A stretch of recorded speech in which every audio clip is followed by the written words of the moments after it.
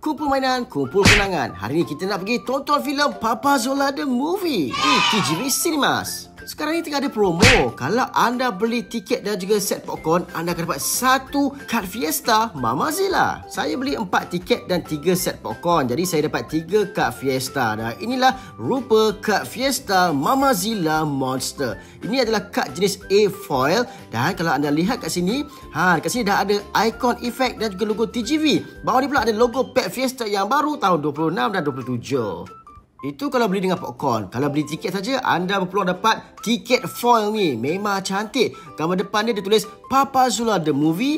Cantik dengan finishing foilnya. Dan tiket ni depan belakang tau. Dekat belakang pun ada design. Kalau anda terbalikkan tiket ni, ada gambar Papa Zola dan juga Oh Papa Zola. Tiket ni memang terhad dan anda boleh dapatkannya di TGV Cinemas sementara stok masih ada.